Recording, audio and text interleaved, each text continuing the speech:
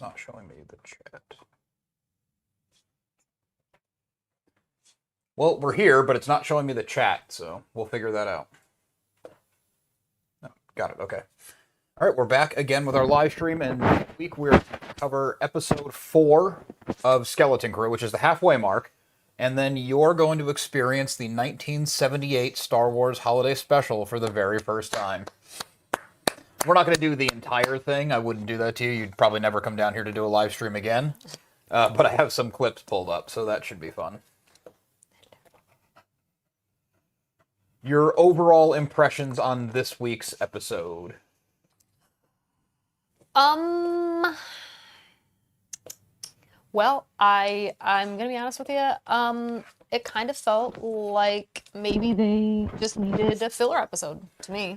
Yeah, I'm trying not to use that term. I feel like the internet has certain terms for things. If there's a TV episode you don't like, if a movie you like doesn't get nominated for award, it's a snub. Like, there's always these like keyword phrases that I'm trying to avoid, but it really felt like that. It felt like they had an outline and they knew the information that had to come across. They had to find those pillars.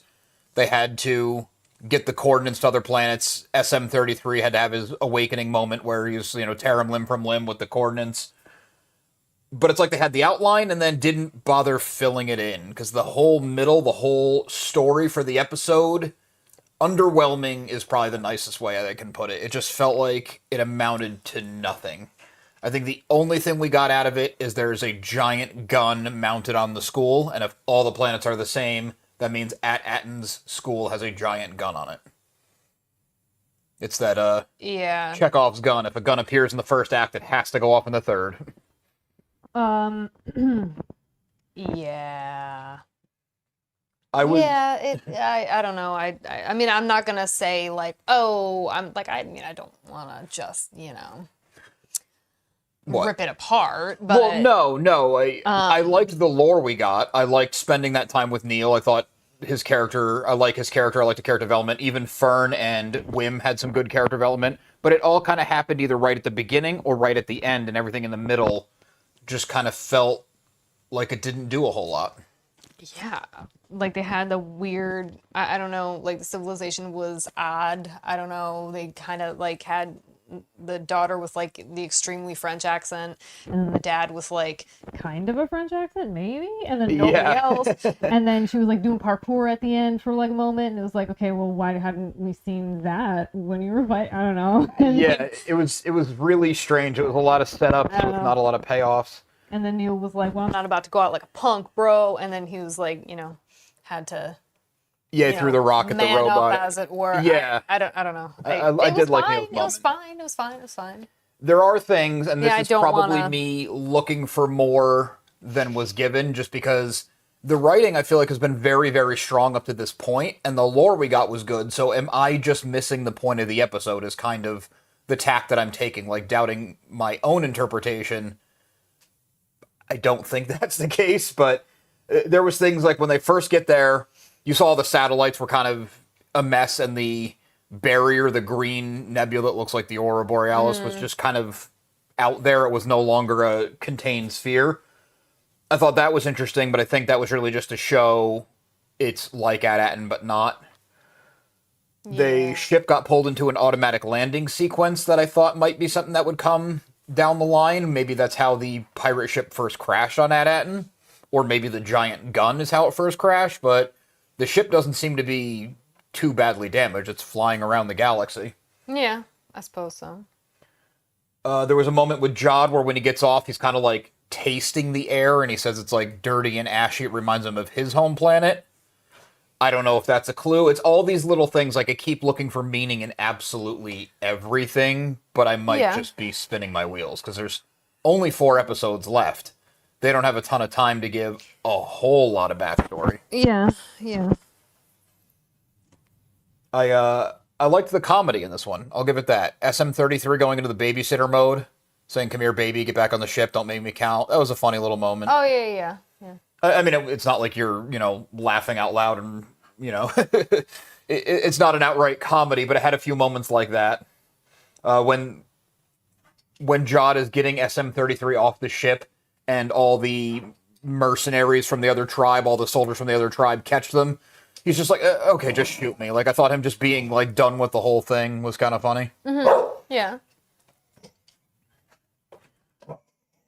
One thing that I was thinking, and this is probably the most wild out there theory I've had about the show so far, is when they first get there, SM-33 knows that it's at Akron. Sorry about the dogs, they do this. He knows it's at Akron, a different planet. He's very familiar with it. He says that he's been there before. And when they start to press him about at Attin, he's working on it. He doesn't just come up with his default line. And then that little mouse thing that's living in his head screams, and he goes back to his default mode. My wild, insane, 99% sure this is not going to be a thing theory, is that mouse way more sentient than we think, and that is the old captain? Well, I think that's like, we're getting into like, Now I'm really stretching it even for a Star chemtrail Wars show. flatter Yeah. theory. At Akron is flat. It's a dome. Yeah, I don't know about that. I mean, I suppose you would know more about that than I would. Well, because it's a space fantasy series, nothing's impossible. Literally nothing is off the table entirely. Do I actually think that? No, not so They're much. just having him be like a cute little character because It's just a funny thing Yeah. going on, yeah. No, I mean, hey, that would actually kind of be an interesting place for it to go, honestly. That'd be kind of hilarious. I think it's something that not accidentally. many of us would see coming, and even me with this wild theory would be like, wow, I never actually thought that would be the thing. No. Tahu is here. How you doing? Thanks for coming back. He's saying good morning. I just had dinner. Yeah. The other difference that I noticed on Akron compared to Attin is they were surprised by that giant statue. They called it King No Head or something. Kids just making up nicknames for it. But there was a giant, like, Big Brother-esque statue. Attin doesn't have it. So what went on there is a question. I don't know if they're going to get around to answering it or if it was just to prove that maybe it wasn't their home. Yes, well, that, and also maybe that they just happen to have a horrible dictator or something like that, and then they, had a coup or whatever, got rid of him, and then That's when it fell destroyed apart. his statue, and It kind of is leading some, or at least in my mind, some more credibility to my theory that there is no supervisor, that Attin has kind of been running on autopilot and the systems in place have been running, but nobody is really at the helm anymore. And maybe at Akron, there was a dude at the helm who really tried to take over when they cut ties with the Republic or whatever happened to these planets. And that, I think, we will get an answer like on. there's how many are there? 4 or 6 or 8 9. or what, 9? And there's just like 9 different ones, and each one just like different planets in our galaxy, just like things happened differently. Like we happened to have life here on Earth, but then on Mars obviously not so much so. And I think maybe that's just It could be. It could have been 9 identical copies and just left to their own devices as an experiment to see what would happen. Or maybe they were just, maybe there, and then they got populated by, humans that were traveling around the galaxy. Well, they were called the Jewels of the Republic, so to some degree they were set up, and the fact that all the buildings look the same.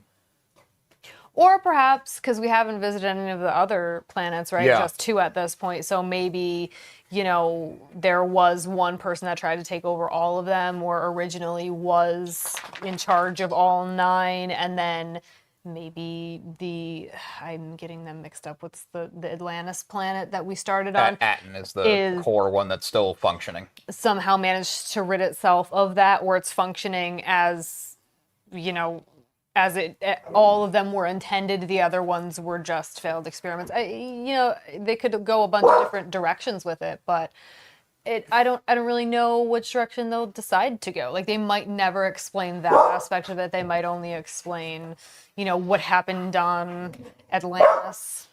Yeah, unfortunately, with just 4 episodes left and none of them have reached a full hour, I am a little bit worried that we're not going to get all the answers that we'd like. And because I think the show is really good, even being a little underwhelmed with this episode, it's not like I hated watching it. It was still an enjoyable watch for what it was. I don't think we're going to get a season 2 just because the overall viewership is way down. I think a lot of people have just checked out of the Disney Star Wars shows, which is kind of unfortunate because it's a good one. It could be a thing where word of mouth spreads it and it finds its audience once it wraps. But then, at that point, they likely would have already canceled it if they didn't want it to come back, for another season. Yeah, it's hard to say.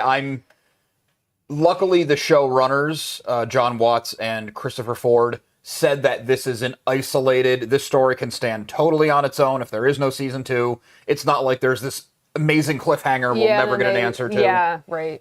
And being the nature of Star Wars, they could have a novel come out or a whole line of comic books or an anthology cartoon show or anything else could fill in some of these blanks if there's still story left to be told. So there's never no hope in a Star Wars story. Something else that I picked up during this one, I am more and more convinced every episode that KB is an android. Yeah, I can't think of exact, specific things that happened in this episode that convinced me of that also, but I was convinced of that for some reason in this last episode. I'm like, yeah, you're probably right. Well, there was the moment where all the kids are playing with guns. They called it training, but they really just gave kids weapons and let them do their thing. She was a crack shot. She didn't miss a shot. She was amazing right off the bat.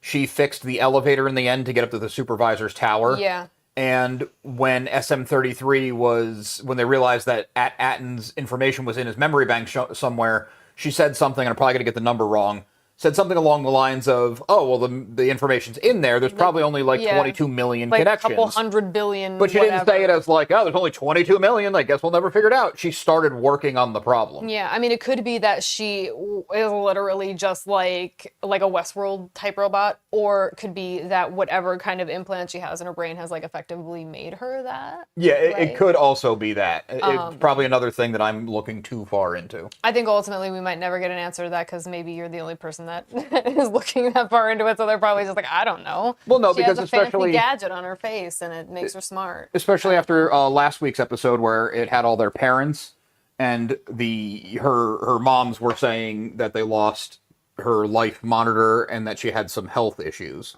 Oh, so yeah. So maybe she was alive, and then she's a cyborg, and the cybernetics are keeping her alive. Right, that is definitely possible. Well, because we've seen that happen before with characters, right? Didn't that happen with what's her face there, the lady that was sidekick to Boba Fett, right? Yep, Fennec Shand. Yeah, she was left for dead, and he put a bunch of robotic parts in her. That's a good point. Yeah.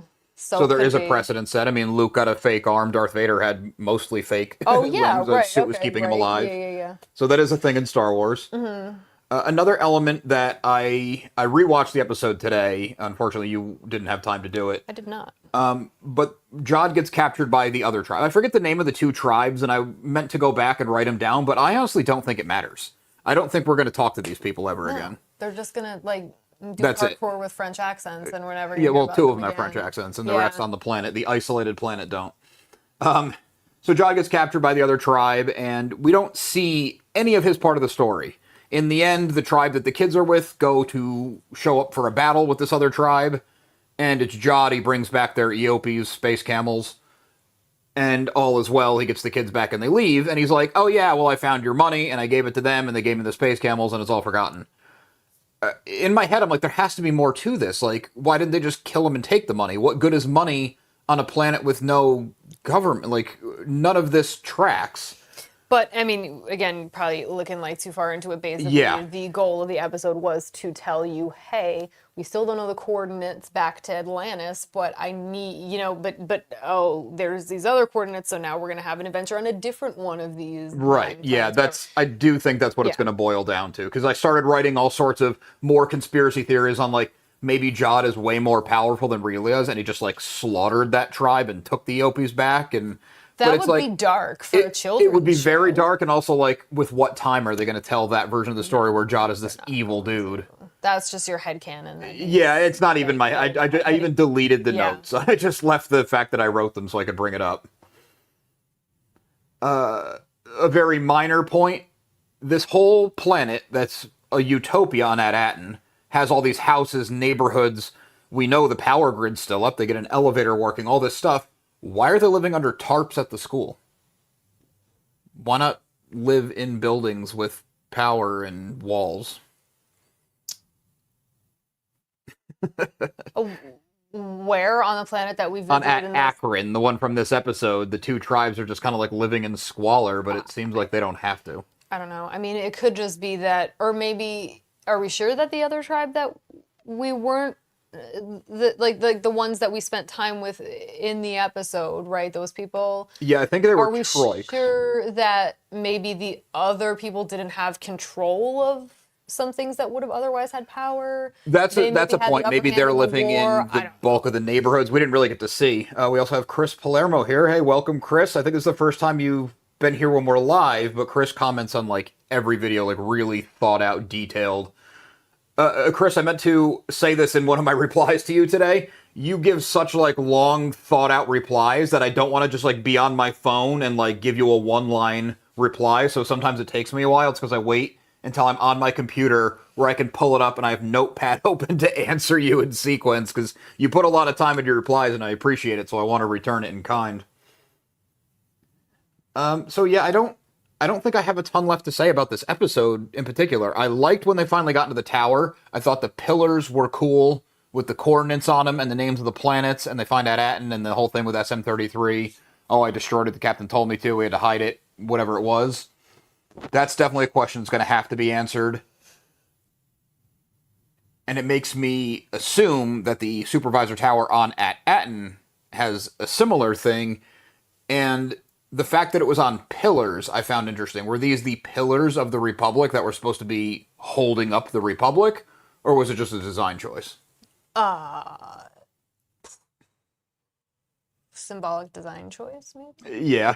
Again, now all of my... Whenever I start thinking into something too much, now I'm just like, dial it back. What's the most obvious explanation? It looked cool for the shot. Let's move on. Most likely. I feel like I'm judging this one a little bit more harshly because it is the halfway point. Sure, maybe. Maybe. But, I don't know. We'll have to see how the rest of the season plays out. I'm still all in. Don't get me wrong. Yeah, I'm not I mean, I trying feel to like just it's trash fine. the show. No, I'm no, still no. enjoying it. Even on the rewatch, knowing that the bulk of the core story was kind of whatever. I like Neil as a character. The other moment that I kind of talked about a little bit before we didn't go into, Fern has kind of had enough. She's the one who's calling herself captain. Oh, yeah. And she showed like a lot of vulnerability, which I really liked, because she is still a child, even though she has Yeah. this confident front. Right. But that's obviously her masking her feelings. And then Wim, who wanted this adventure the whole time and like resented her being captain and resented Neil piloting, and he wants to be the guy, admitted like, I couldn't have done it. I couldn't have gotten us this far. Mm-hmm. So there was some nice human moments in it. Yeah, I agree.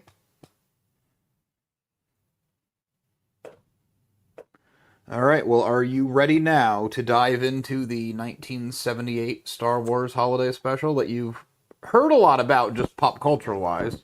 I mean, I have heard about it from you that it's terrible. Yes. I All right. don't know if I'm as ready as I'm gonna be, or Well, I think you're going to laugh. The Holiday Special came out... well, I hope I'm gonna at least laugh. What am I gonna get out of it if I'm not gonna? Yeah, I mean, you might be shocked, but... Okay. So it came out in 1978, a year after Star Wars, and Star Wars did get re-released in 78. I don't know if it had anything to do with that, but it was supposed to take place, so it was supposed to actually be part of canon before I'm sure George Lucas did not ever care to use the word canon. And the idea is that Chewbacca goes home to Kashyyyk, where the Wookiees live, to spend Life Day, a Christmas-esque celebration, with his family. Because Chewbacca, even though he spends all of his time with Han Solo on the Millennium Falcon and never talks about his family one time, has a wife and a son and a father and grandfather that all live together.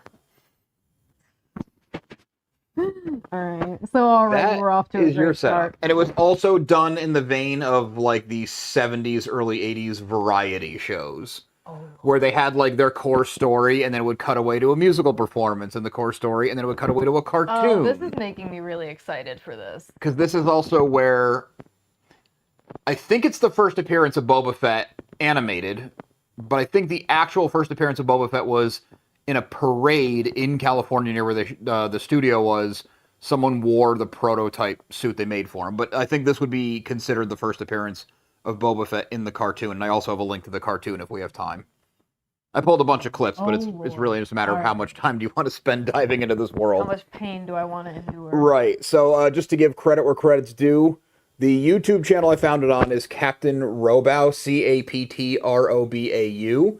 And what this guy does is uses AI tools to take badly degraded video and upscale them. Okay. Because the Star Wars Holiday Special aired once, I think it was on ABC, and George Lucas hated it so much, it was never aired again. No clips were ever officially put out. It was never released on VHS, DVD, nothing. And George Lucas said, I have to paraphrase, something like, if I had a sledgehammer, I'd find down each copy and destroy it, or if I had the time, I would hunt down each and every individual copy and destroy it with a hammer. Something like that. Hated it. You don't have to sell me anymore. I'm excited. Well, the background's important, so I will slide this to you. Check chat real quick. All right, we're good. Oh, that's not good. No, kill it.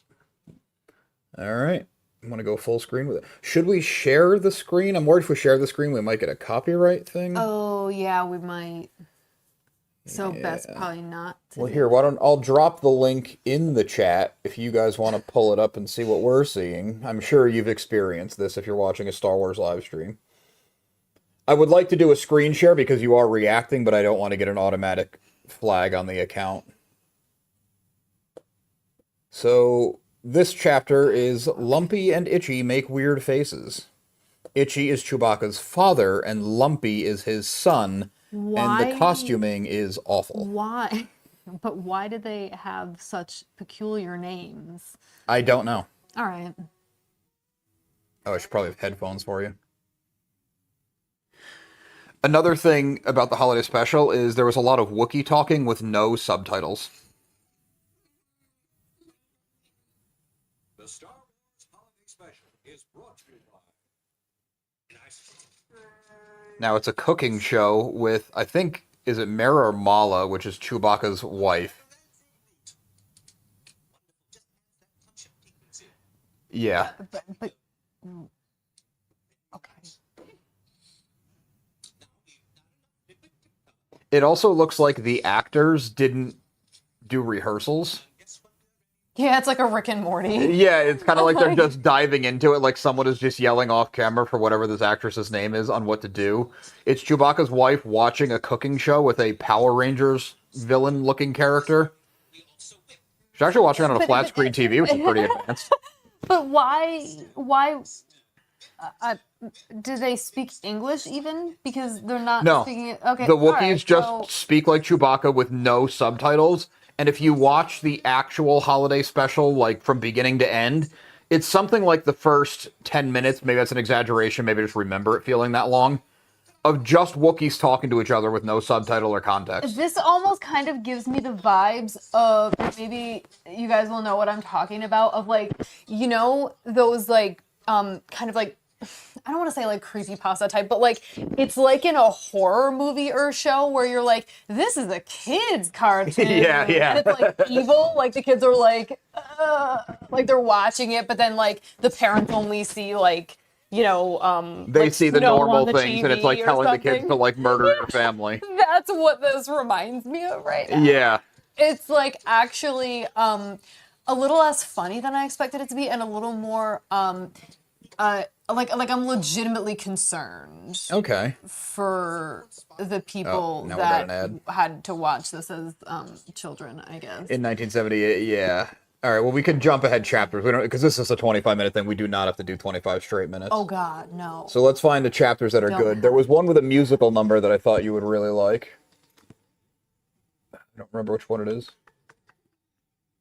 We'll get to B. Arthur, because I know you're a Golden Girls fan. I love the Golden Girls. All right, here we go I to Mala love the and Itchy Golden Girls. contact Luke and R2-D2, because you can get some Mark Hamill in here. They did get all the original actors, credit to them, and even in the promo footage, you can see Harrison Ford looks like, why am I doing this?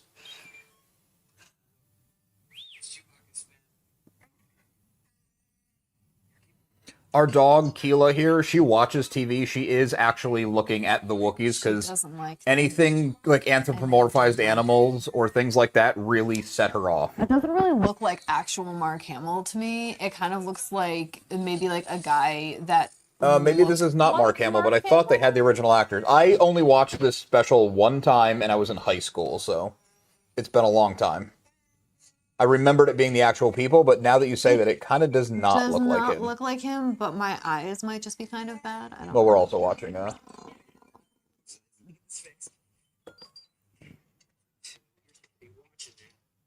Maybe that's why they're not showing him that well. Yeah. That's like that does not look definitely like Mark not Hamill. him. Yeah, so I was probably wrong I'm about that. pretty confident that it's like not him. Well, it, it kind of looks like Zac Efron. I don't know. It's like, not Zac Efron. I'm pretty certain it's not Zac.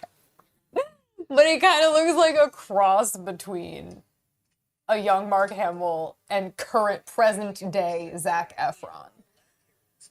I'm trying to look up if it was the actual original actors. Well, actually, I'm you back know and what? forth. I don't know, and it's really bothering me quite a bit. Because I know some of the promo sound footage, it like was him, definitely them.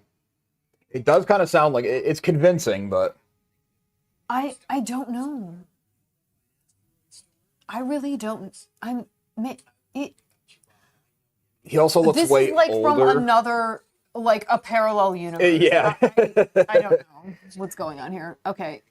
This is the Mandela effect thing going on. Yeah. Oh, here's the dancers from. You'll recognize these guys now that we're talking about Skeleton Crew. Yeah. Or the other joke you had for it. Here they are. And yeah, I even saw this, but I did not remember these terrible dancers when they recreated this for Skeleton Crew. I mean, this is shockingly the most like cohesive thing that I've seen. I mean, at least you can Actually, understand that a though. child is watching this. Yeah, and I do have to say that what they're doing is not easy. I am actually quite impressed.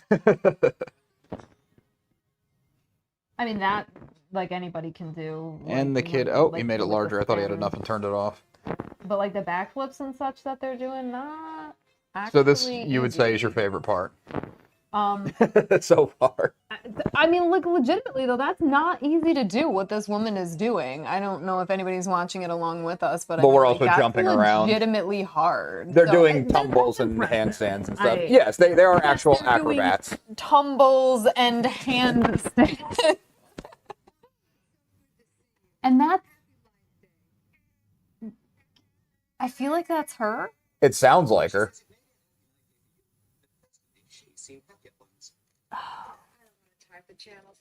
So could you do me a favor and send either Oh, I think that's actually her. That looks like her. Yeah, To okay. me. It's so weird that we can't tell.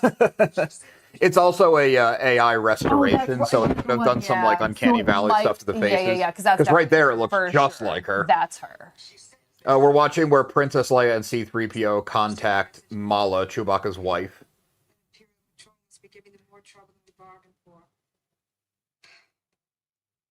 Mala, are you What a strange move to go from like one of the biggest summer openings ever, maybe like Jaws beat it, to this.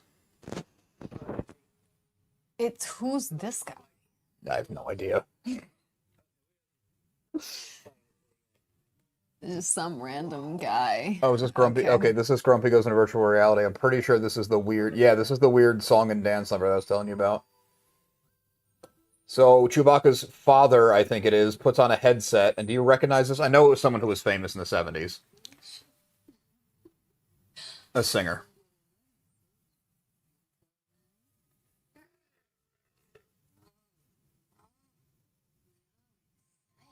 So he's just watching this woman speak to him in virtual reality when he's supposed to be doing, like, Wookiee Christmas. Oh, Keela song. It kind of. It seems a little suggestive. All right. I thought she sang here, but maybe I'm getting it confused Maybe with another she's thing. just like, she's like, it sounds like she's like doing like a Marilyn Monroe impression. She's like, oh, tell you a secret. And he keeps replaying this one part. This is getting weird.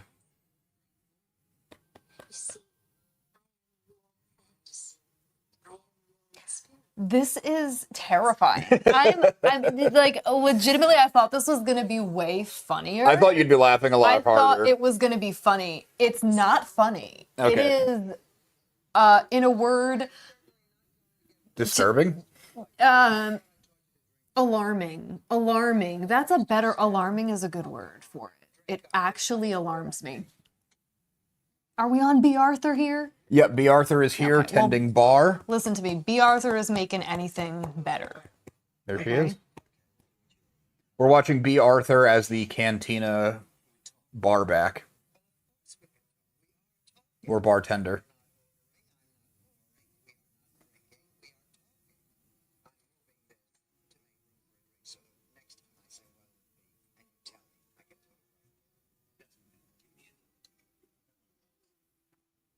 Really condescending to her customers for seemingly no reason. She's just doing Dorothy from the Golden Girls. That's just the only mode she had. Yeah. But that's fine. That's all she needed. She's probably still getting, her estate's still getting money on that show.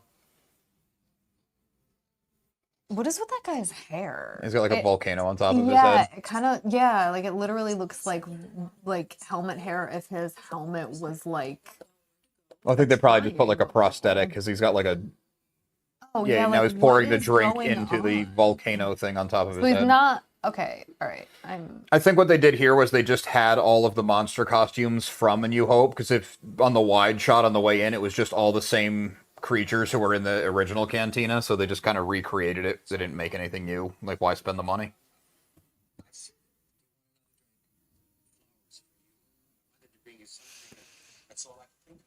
This guy's crushing on B. Arthur.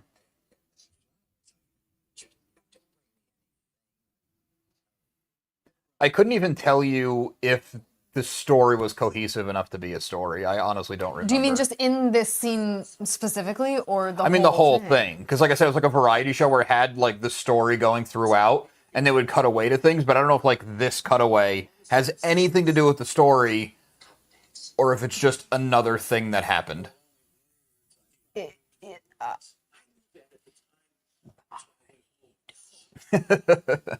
I mean, this is leaving me with a lot of questions. Well, I thought this was going to be funnier. There's the red robes that we could have gotten. What? All the Wookiees wear these Life Day robes. Okay. See, this is like what they use for promo footage. Now we have the whole original cast, Chewbacca in a red robe holding a glowing globe. And Carrie Fisher's giving a very long-winded speech. They're supposed to be singing a song.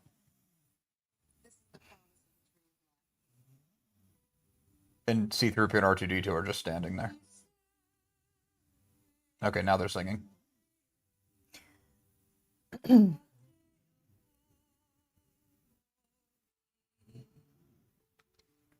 What did the actors say about it after the fact? Like, did they make a comment on, hey, this was bad, sorry, but, it was a paycheck? Or like, I actually don't know what I mean, there's no way they thought it was Or like, like, maybe wait, we people don't didn't like it? talk What do you about mean? it. Like, Harrison Ford looks like he's going to blow his brains out. Harrison Ford is like, I hate all of you. I hate myself. He's like, I was retiring from acting to be a carpenter. It's the route I should have gone. Yeah, I don't remember ever hearing any reaction from the actors. They probably knew it was a piece of crap as they were making it, and they were just like, well, Star Wars is huge, this will be for kids, whatever. Because they probably didn't see all the in-between things. Another question, I guess, is this actually any better or worse than anything else that was on air during the 70s? Oh, it's probably right on par. Yeah. 'cause I think it's just held to a higher 70s. standard because the original Star Wars movie came right before it. Yeah. Because the 70s TV was insane. They would try anything, and a lot of it was terrible. Yeah.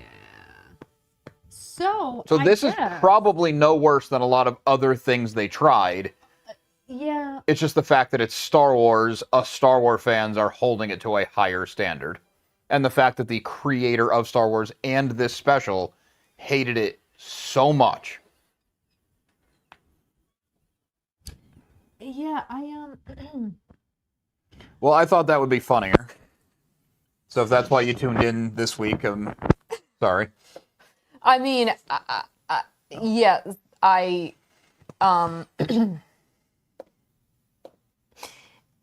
I'm disturbed. It was alarming more than anything else. Yeah, I could definitely It was a see little how you find odd. disturbing. I thought you'd be laughing a lot harder at their horribleness. Maybe it's something that if we did watch the full thing and you could hear all the dialogue, I thought about bringing it up on the screen, but again, I didn't want the copyright issue because it's not like this video is going to like make us money or anything, but just to not have the strikes or the inconvenience through YouTube.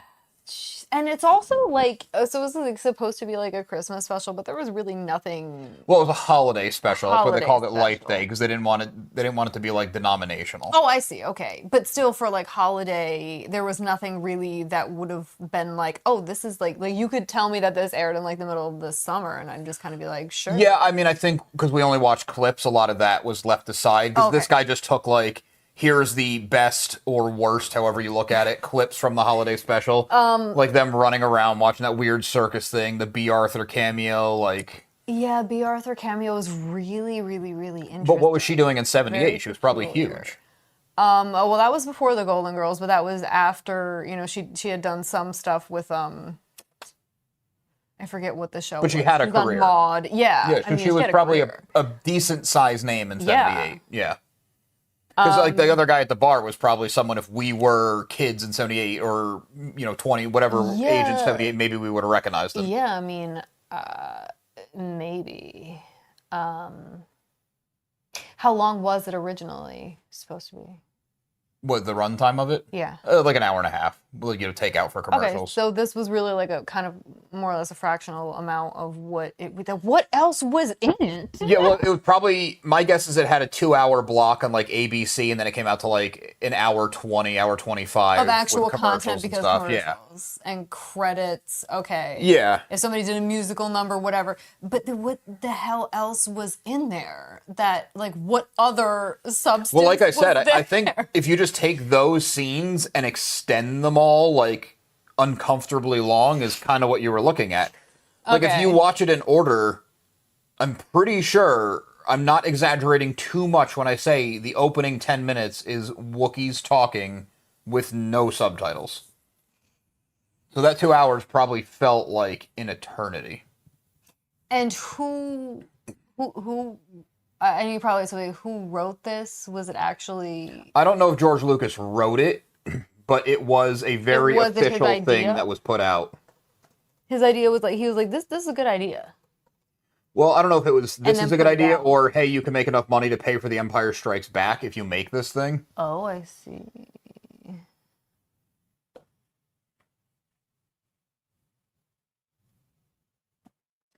Though Lucas is uncredited, it was his idea to build the narrative around Chewbacca's family. Oh, CBS, not ABC. CBS hired experienced variety show writers and producers, including writer Bruce Valanche, who was concerned about the decision to center on a species who grunt in fictional language without subtitles. That makes more That- sense to me that it turned out so terrible, because whenever you take anything and you're like, designed by committee, throw it in the formula, you're gonna get crap. Yeah. So And they even took all like these- the guy was like, "Hey, this is probably not a great idea." And then he was like, "No, It's fine. Like, just run with it. Fine. Do you know how big Star Wars was? That's what we're doing. yikes." Okay. That was bad.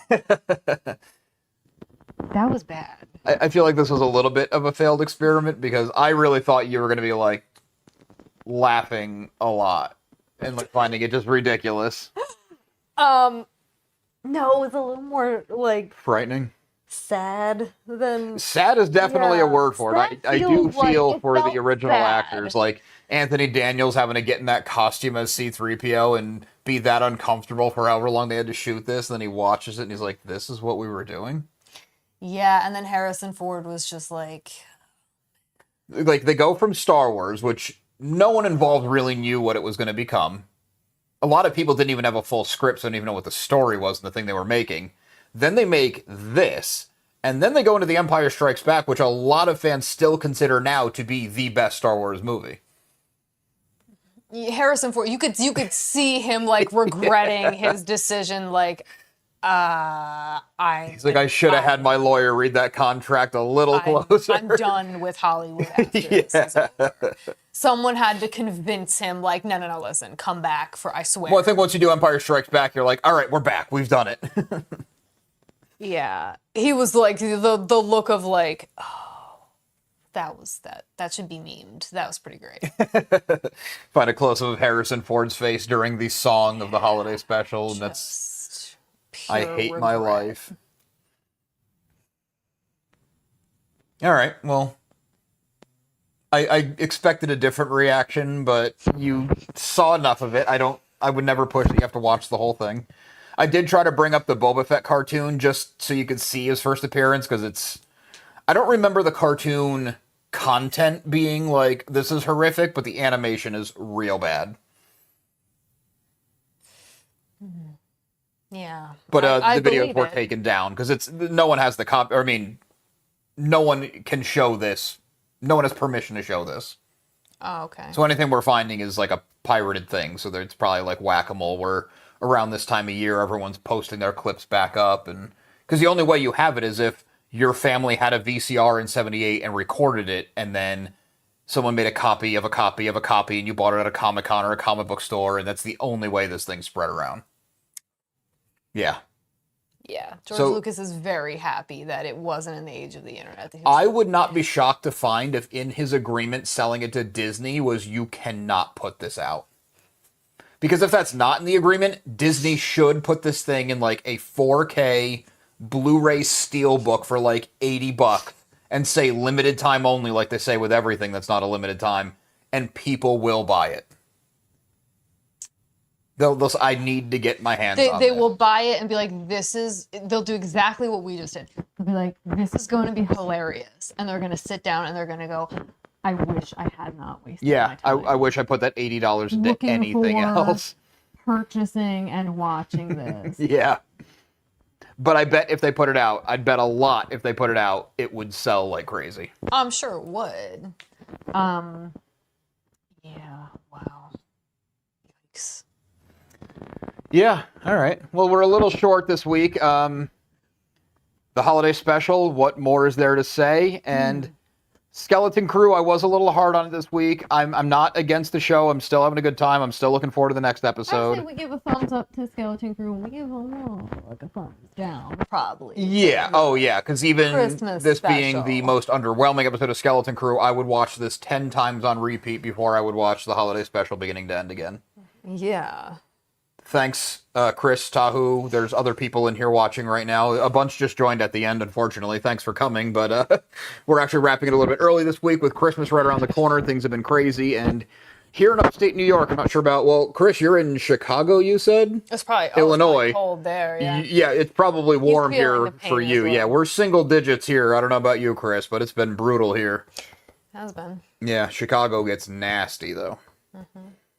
And I don't know, does New Zealand get winter? I don't think so. I don't know. Well, he'd be in summer now, right? Aren't they kind of... I think so. I mean, I know Australia is sort of backwards to us, so I imagine it's kind of the same I thing. don't think we're supposed to compare the countries. They get mad. I'm so sorry. I'm doing King Gizzard also. Oh, right. Yeah, they're Australian, too. Yeah. Listen to King Gizzard and the Lizard Wizard, everybody. They're very good. Infest the Rat's Nest. They didn't pay for An this ad. amazing. I don't care. I will rep them for free all day long. You do. I do. Listen to Infest the Rat's Nest. It's an amazing Christmas album. Wouldn't you say that it's a good Christmas album? Good thrash metal Christmas album for you? Sure. I mean, it is a sci-fi dystopian, so it does is. kind of fit It into the theme of almost this kinda- week's yeah, Skeleton Crew. It does. Tahu says that it's my summer in Australia. Okay. So yeah. So that's fun. Yeah, I thought the seasons were a little bit backwards. That's fun. Well, you enjoy that because, well, we're Fahrenheit. I don't even know what the... It would be Celsius, but I don't know what I don't. Yeah. I mean, we're I American. mean, you're I have no well idea. below 0 in Celsius because 0 is 32 for us. Yeah. Makes no sense. Fahrenheit's ridiculous, but yeah, I think it's 5 Fahrenheit outside right now. Yeah, I think so, like 5 or 6. Yeah. And unfortunately, the heat down here where we record is busted. Broken. So it's like It is 60 very degrees. cold out here. I'm like trying not to be like visibly shivering on camera. A mouse made a nest in the outside part of the heating unit, so I have the fun task of trying to rewire that. Infest the rat's nest. You're gonna have to infest the rat's nest to get the Well, rat's nest out of there. I blew the rat's nest out with our leaf blower, so. Okay. that ends that. Wow. But thanks again, everyone, for watching. We're trying to get a feeling for this, so any feedback, please give it. I think the sound and video quality is okay. The lighting, I'm a little questioning. We've The been overhead lights are questioning so the lighting. harsh, but They make us look like we're 60. yeah, we're changing it up every week. We had different chairs last week to be near the colored walls, but then the dogs didn't like that because they couldn't sit on us. They also make me, for some reason, look like I'm partially bald. But for look at that, I have hair. Tahu says, have a good Christmas, you two, man. Again, I appreciate it. You too. Chris, thanks for coming. I appreciate it. Whoever else is watching currently, we appreciate it. We're just getting started on these. We're trying to feel it out. We'll get the hang of it. We're having fun. So everyone have a good Christmas, good holiday, whatever you celebrate this time of year. We will be back next week in between everything. We're going to talk Skeleton Crew again. And I'm going to try to come up with a second subject every week, because if it's a 30-minute episode, sometimes it's hard to talk about it for an hour. And we don't have to get to an hour, but we try. So we'll come up with something else. It will not be the holiday special again. I think we're all set on that. Done forever. All right, thanks again, everyone. Have a good night and a good holiday.